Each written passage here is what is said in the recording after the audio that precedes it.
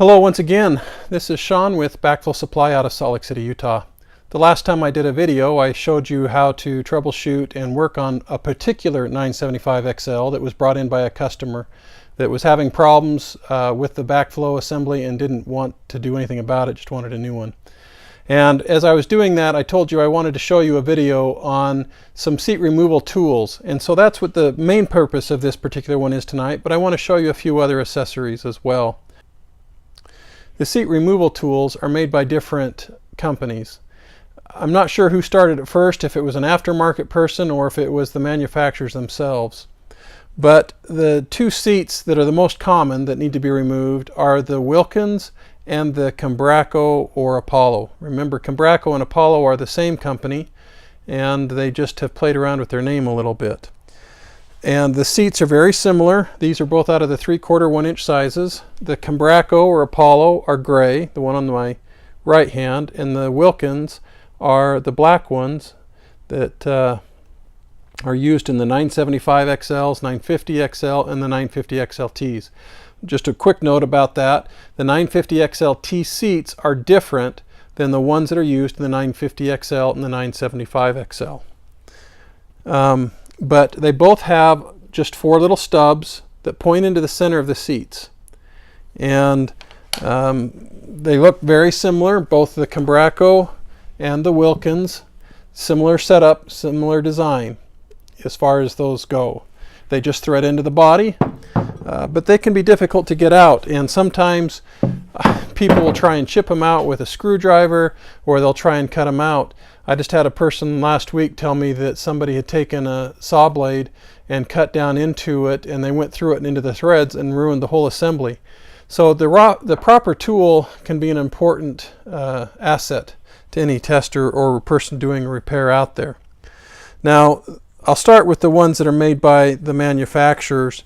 It's just a flat piece of metal. It's really not special.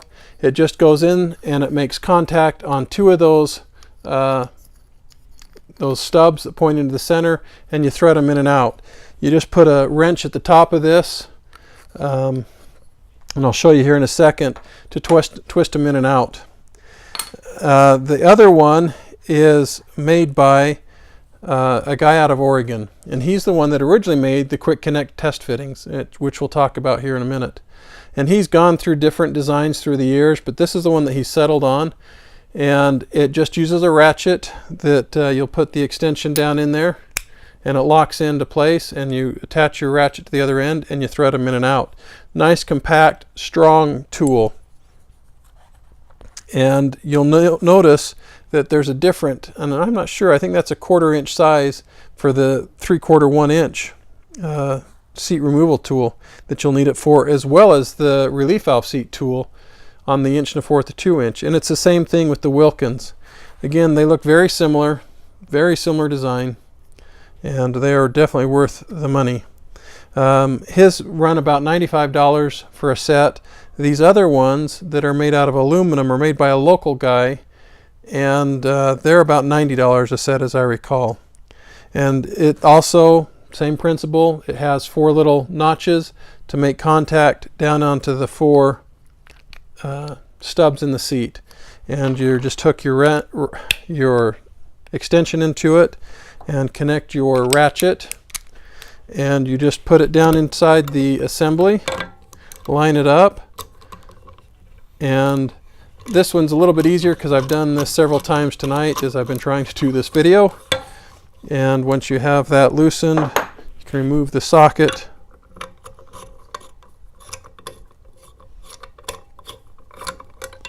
And then it comes out.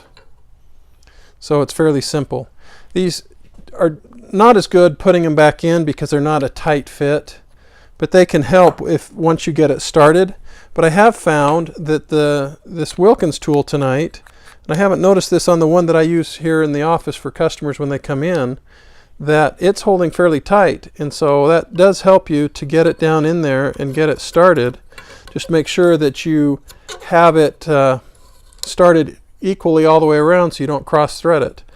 And I never use a wrench when I'm putting this back in. I just snug it with my hand, and that's all that's needed. Now just to show you taking it out, again you just put it down in the center, make contact on 2 of those points, and I just use a crescent wrench across the top and use that to loosen it. It takes a few turns with this tool to get it started so it's loose enough so that you can just unthread it the rest of the way. Simple as that. Now, I say simple as that, but I was struggling with this the very first time tonight and actually bent the tool a little bit. So these Wilkins and Conbraco tools from them can bend, and you just pound them flat again. And these are about, I think the Apollo ones are about $30 and the Wilkins ones are almost $50. Now the other thing I wanted to show you were these quick connect adapters, and they've gone through a change. When Tom, the guy out of Oregon, originally designed these, they have an O-ring at the base of the top, and it just seals down at the top of the test cock as you thread it in. It's nice and snug, and it's tight against the top. And you'll want to lube those from time to time so that the O-ring stays soft and supple and that it lasts longer. This other design that he just fairly recently came out with has a gasket or an O-ring on the other sizes, the 1/2 inch and 3/4, that seals down at the base. And so you just thread that in until you have a little bit of resistance and snug it, and hopefully you can see how that there's quite a gap between the top of the test cock and the base. Now his other one, like I said, has an O-ring, and the way that the ball valves are designed, these O-rings fit down in there very nicely, and you just snug it down in there. It's as easy as that. The brass ones, again, you still have the O-ring at the base of the top, or the bottom of the O-ring, at the base of the top of the fitting, and you just snug it down there. And they're both quick and easy. Quick, turn them in, turn them out. Just don't forget to leave them. And that's the nice thing about these colored ones. They stand out a little bit more, and it makes it a little bit more difficult to walk away and leave them. But 3/4, same thing.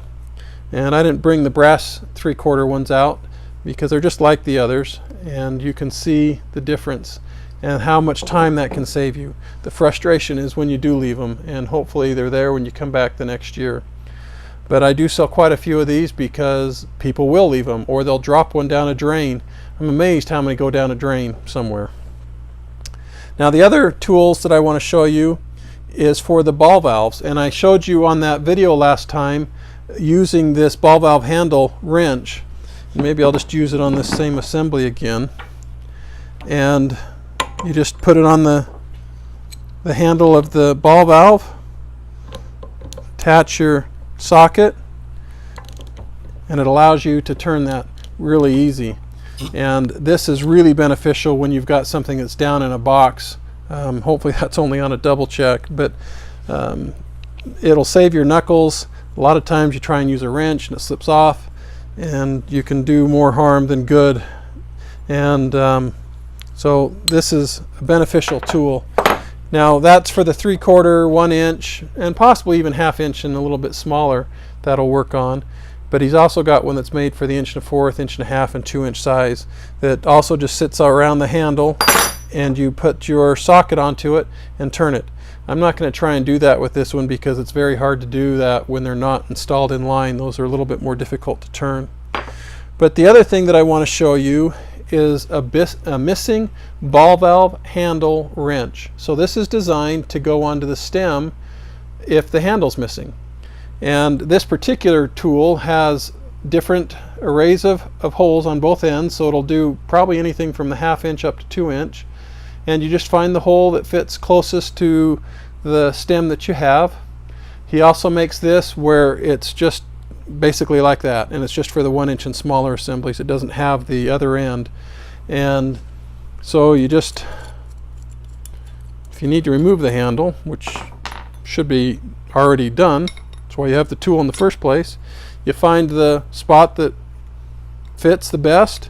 Now I've got the advantage of being able to rotate the ball itself, but in a box you can't do that, and sometimes you can only get it so far.